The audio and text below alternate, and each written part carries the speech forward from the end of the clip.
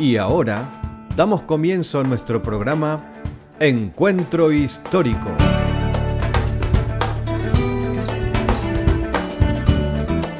De la mano de Patricia Ferrer y bajo la conducción de Richard del Pino, haremos un recorrido por la historia para dar una interpretación correcta a la palabra de Dios y sus personajes, y también para comprender aún mucho mejor las bases de nuestra fe. Póngase cómodo y sea usted también, durante los próximos 25 minutos, partícipe de este Encuentro Histórico.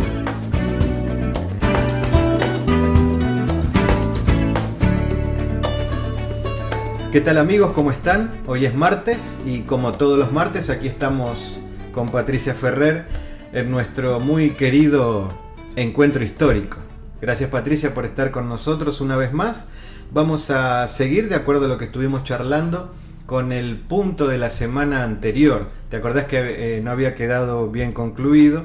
Porque, como siempre, yo sé que tenés mucho material y muchas cosas para decir, pero hay cosas que a veces hay que desarrollarla bien y con mucha claridad, y espero que esto lo entiendan nuestros amigos los oyentes, que lo que queremos llevarles es la mejor información de la forma más completa posible, para que todos puedan entender esta parte tan importante. Y lo digo de esta manera porque lo digo para mí mismo.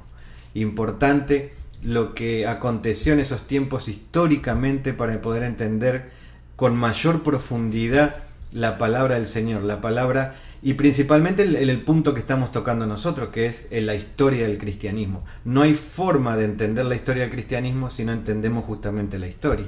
Entonces, por eso es que tu idea y mi idea, aunque nos lleve 3, 4, 5 programas, el mismo punto es desarrollar bien todos los conceptos. Por eso te agradezco que hoy tuvieras la amabilidad de poder seguir con el estudio de la semana pasada. ¿Querés hacer un breve repaso rápido de lo que vimos la semana pasada y ya arrancar directamente con el nuevo programa? Perfecto, Dale. sí, cómo no. Habíamos hecho un resumen basado en el libro de Antonio Piñero. A mí siempre me gusta nombrar el libro de, de donde le estoy sacando, o mejor dicho, el historiador, ¿no? En su guía para entender el Nuevo Testamento, que de hecho en sí es recomendable para todos los oyentes, todas las obras de Antonio Piñero, porque él es un especialista en cristianismo del primer siglo. Y es muy lindo como habla ese hombre. Sí, porque es español. La verdad que es un especialista en el siglo I, o sea, toda la gente que le guste interiorizarse bien en profundidad del cristianismo del primer siglo.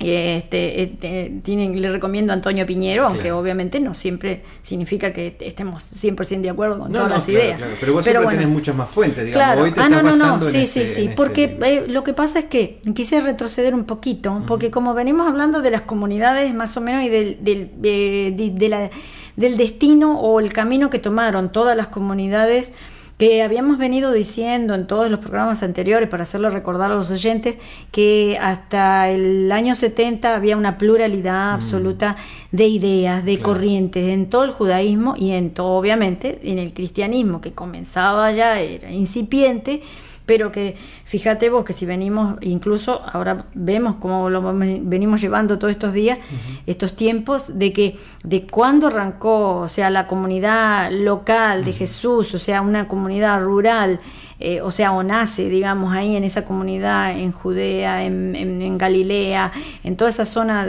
que después fue llamada Palestina, pero es, digamos, la tierra de Israel, del pueblo de Israel. Cómo va tomando forma algo un poco diferente, porque se va en la medida en que esto ya después mientras no sale de ahí, de su núcleo local, más o menos se mantiene bastante acorde a todo el pensamiento judío de ese momento, ¿no? Y inclusive los rabinos, todo que terminan más o menos siguiendo la misma línea después de la destrucción del templo, siguen más o menos todos la misma línea.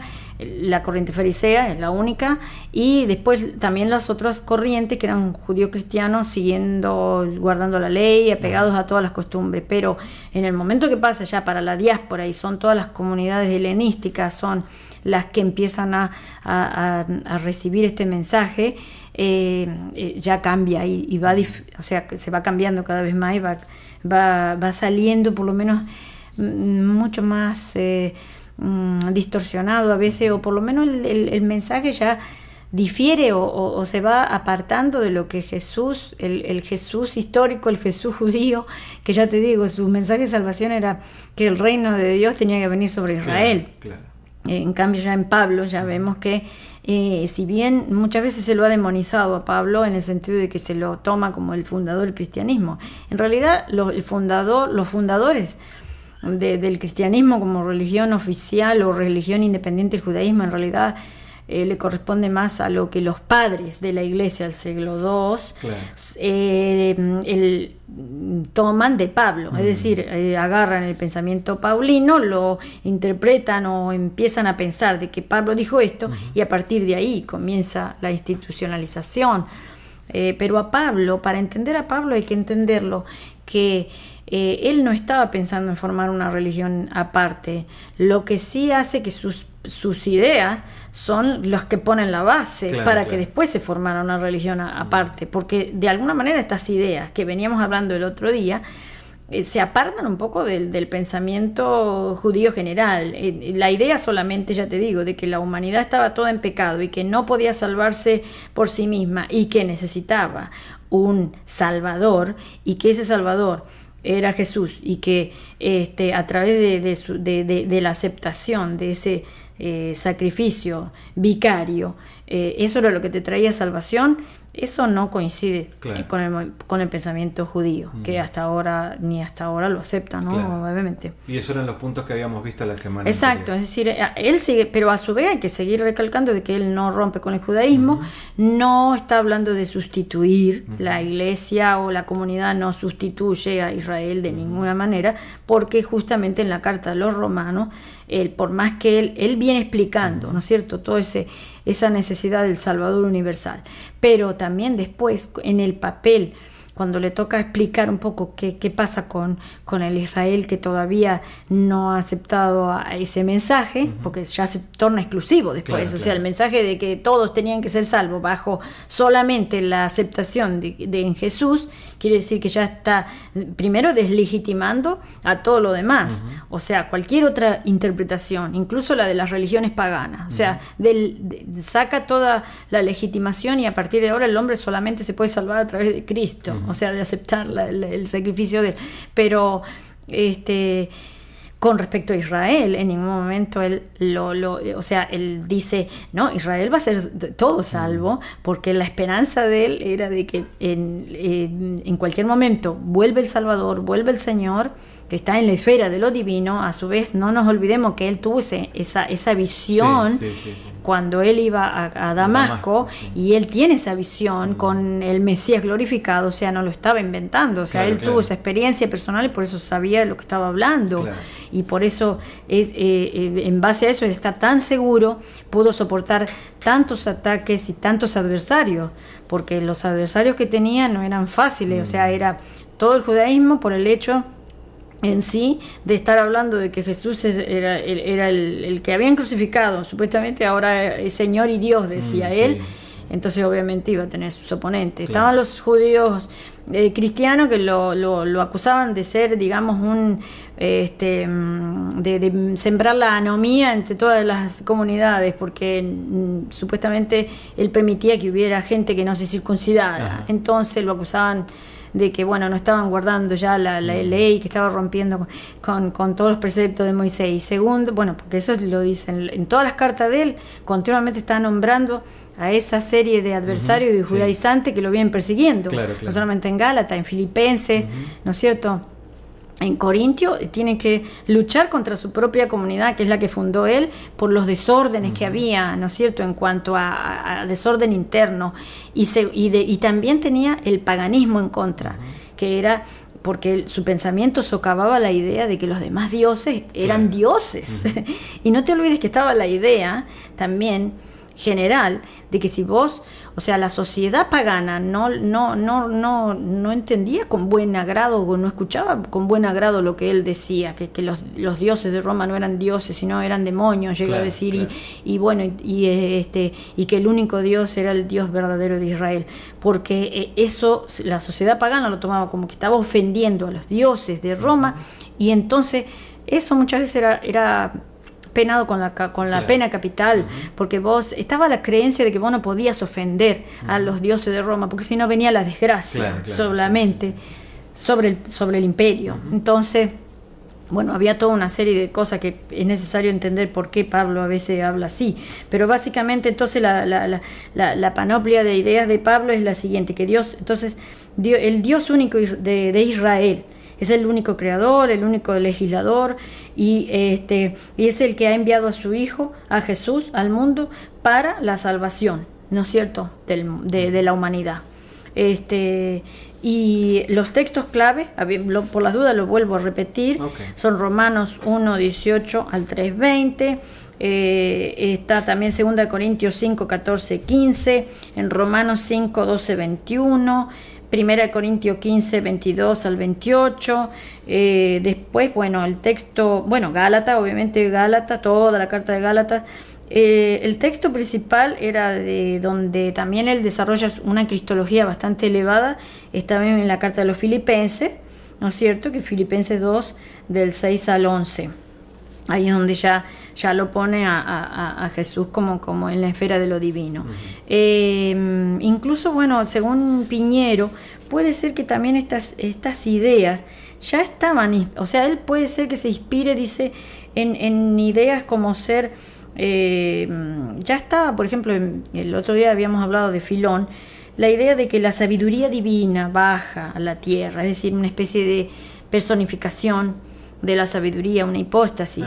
Y está incluso en el libro de Eclesiástico 24, del 6 al 8 y del 10 al 12, ahí habla la sabiduría como que habla ella misma, la personificación de una esfera de Dios, o sea, una emanación de Dios a través de, por ejemplo, la sabiduría y incluso, por ejemplo, también se dice que Juan se inspiró también en eso cuando habla de el logos, la sabiduría de Dios, viste, la palabra y que está preexistente, pero esa idea de la preexistencia de la sabiduría ya lo encontramos en el libro de Eclesiástico, por ejemplo, que es un apócrifo que lo tiene la Biblia católica. Claro. Tiene ese libro, ¿no es cierto? Los otros, los rabinos no lo incluyeron dentro del Tanakh judío, ese libro. También puede ser que se inspire en Isaías 53, que está la idea del siervo sufriente, ¿no es cierto? Que son temas que se aplican después a Jesús. Entonces, ya habíamos quedado entonces que cuando muere en la cruz ese Salvador es conforme a un plan divino, ¿no es cierto? Pablo es el que dice eso, y que ya la muerte de ese Salvador es un sacrificio expiatorio. Romanos 5:8, por ejemplo, bien claro dice, Cristo murió por nosotros. 2 Corintios 5, 14, 15, uno murió por todos. Y 1 Corintios 15:3, Cristo murió por nuestros pecados. Es decir, que básicamente esas son las ideas exclusivas ya de las comunidades paulinas, que son las que después van a dar identidad a la iglesia cristiana o el cristianismo. Claro. Por consiguiente, ya habíamos dicho un poco que la idea, cómo es que Pablo ve que la salvación no acontece en el futuro, en el sentido de que ya también, esa es otra de las cosas que también se difiere del resto del judaísmo, porque el resto del judaísmo todavía está esperando en el futuro la instauración del reino mesiánico. Ahora Pablo dice, ya vino a través de Jesús, que ya Jesús, acordate que habíamos dicho que David Flusser explica que Jesús había empezado con una escatología en desarrollo, él dice, porque él dice que el reino ya está presente, ¿no es cierto? Entonces ya Pablo como que completa la idea y dice, bueno, ya es ese reino que ya nosotros esperábamos, ya ha venido, y lo único que tenemos que hacer ahora es esperar su manifestación. ¿Por qué? Porque él ya lo había visto, él había visto el Mesías glorificado, y para él era inminente. Entonces, por eso es que te digo que a Pablo hay que entenderlo desde ese punto de vista, y no desde la teología de la sustitución, que es la que elaboran los padres, porque Pablo en ningún momento está diciendo, bueno, a partir de ahora, mira cómo se ha entendido eso, o sea, porque cuáles fueron las consecuencias de esto que después vamos a ir viendo. Están tomando la idea de Pablo como que ya a partir de ahora hay un antes y un después, es decir, bueno, por ejemplo, bueno, incluso con respecto a la ley, porque con respecto a la ley también él dice en Gálatas, ¿no es cierto?, elabora toda una tesis e incluso una alegoría, o sea, la forma, digamos, de poder explicar esta situación o esta dicotomía que hay ahora. Es que qué hacemos ahora con la ley o qué papel cumple la ley. Bueno, él dice, ha sido nuestra madrina, nuestra nodriza o nuestra niñera, por así decirlo, hasta que vino el Mesías. Una vez venido el Mesías, dice que ya no estamos bajo el cuidado de la niñera. Pero eso después la teología de la sustitución de los padres lo interpreta, que Pablo dice que ya no es necesario más la ley. Y Pablo no está diciendo eso. Lo que está diciendo es que ahora tenemos que completar, primero sabemos por qué vino la ley, ¿no es cierto? Pero como que ahora se completa un poco o sea, es necesario completar la idea de que ahora el Mesías es lo que abarca todo. O sea, el Cristo crucificado, el Jesús que vino a la tierra para morir por nuestros pecados, es lo que completa el plan divino. Como que les estaba diciendo, la esperanza que nosotros teníamos, eso ya se cumplió. Ya se cumplió. Claro. Entonces lo único que hay que hacer ahora es cómo te apropias ahora de esos beneficios a través de la fe. Claro.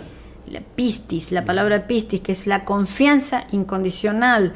Entonces por eso es que él lucha continuamente para que todos los paganos no se les ponga mucha traba para poder entrar a esta nueva concepción de la fe. Y además no te olvides que hay que reconocer y hay que recordar nuevamente que todo esto iba acompañado de señales, de prodigios, de milagros. La gente realmente recibía sanidades, salvación, milagros, o sea, iba acompañado de no era discurso solamente, claro, o sea, ¿viste?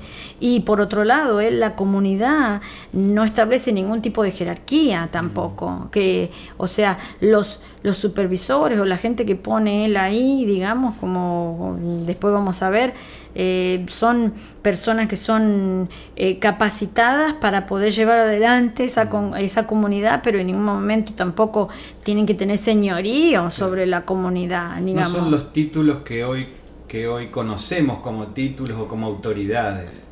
Por ejemplo, para más o menos aclarar la cuestión. Claro.